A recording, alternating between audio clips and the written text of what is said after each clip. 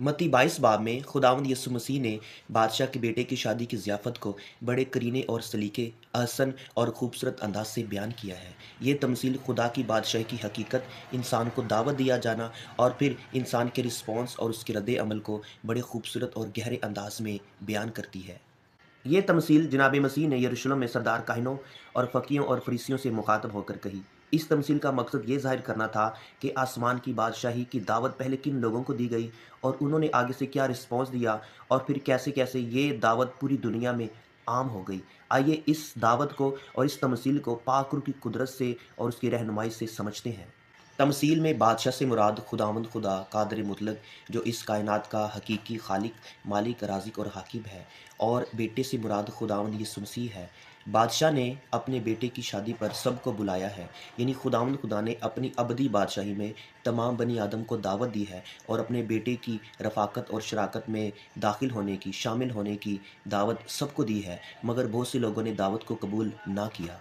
आइए तमसील को बाइबल मुक़द्दस में से पढ़ते हैं। लिखा है, और यीशु फिर उनसे तमसीलों में कहने लगा कि आसमान की बादशाही उस बादशाह की मानिंद है जिसने अपने बेटे की शादी की और अपने नौकरों को भेजा कि बुलाए हुओं को शादी में बुला लाएं, मगर उन्होंने आना ना चाहा।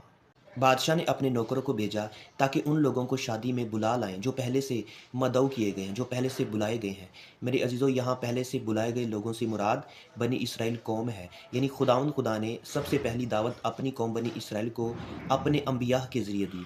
यानी खुदावंद खुदा ने अपनी चुनी हुई कौम को अबदी नजात और गुनाह से रहाई का मंसूबा बनाया, लेकिन बहुत से इसराइलियों ने, बहुत से लोगों ने यीशु मसीह को कबूल ना किया।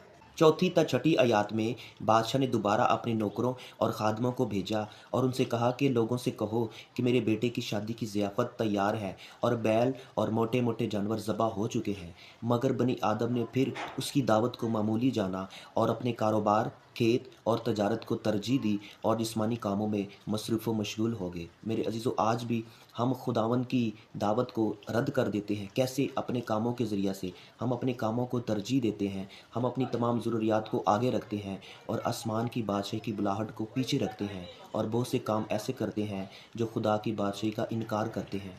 जबकि कुछ लोगों ने बादशाह के खादमों और उसके नौकरों को पकड़कर उन्हें बेइज्जत किया, उनकी तज़लील व तहक़ीर की और उन्हें कत्ल भी कर दिया। मेरे अज़ीज़ों, ये बनी इसराइल की तरफ से, यहूदियों की तरफ से अंबिया, रसूलों और सबसे बढ़कर खुदावंद यीशु मसीह की मुखालफत और उसकी शहादत की अक्कासी करती है। 7वीं आयत में यूँ मरकूम है, बादशाह गज़बनाक हुआ और उसने अपना लश्कर भेजकर उन खूनियों को हलाक कर दिया और उनका शहर जला दिया। यानी 7वीं आयत में बादशाह के कहर व गज़ब और शहर जलाने का ज़िक्र मिलता है। मेरे अज़ीज़ों, बहुत से स्कॉलर्स, मुफस्सिरीन और मौलमीन इस आयत को सन 70 में होने वाली यरूशलेम की बर्बादी की पेशगोई समझते हैं, जो मसीह को रद्द किए जाने के नतीजा में पेश आई। मेरे अज़ीज़ों, 8वीं ता 10वीं आयत में यूँ मरकूम है, तब उसने अपने नौकरों से कहा कि शादी की ज़ियाफ़त तो तैयार है, मगर बुलाए हुए लायक ना थे। बस रास्तों के नाकों पर जाओ और जितने तुम्हें मिले शादी में बुला लाओ। और वो नौकर बाहर रास्तों पर जाकर जो उन्हें मिले, क्या बुरे क्या भले, सबको जमा कर लाए, और शादी की महफ़िल मेहमानों से भर गई। जब पहले से मदऊ किए गए लोग, पहले से बुलाए हुए लोग निकम्मे और नाअहल साबित हो गए, तो बादशाह ने अपने खादमों और नौकरों को हुक्म दिया कि रास्तों के नाकों पर जाओ, यानी गली, मोहल्लों, मोड़ों और हर तरफ जाओ, और खा लोग अच्छे हों या बुरे, उन्हें जमा कर लाओ, ताकि मेरे बेटे की शादी की ज़ियाफ़त जो है वो मेहमानों से भर जाए। इसका मतलब ये है कि अंजील की खुशखबरी बनी इसराइल कौम से लेकर दुनिया के हर कबीले के शख्स के लिए आम कर दी गई है।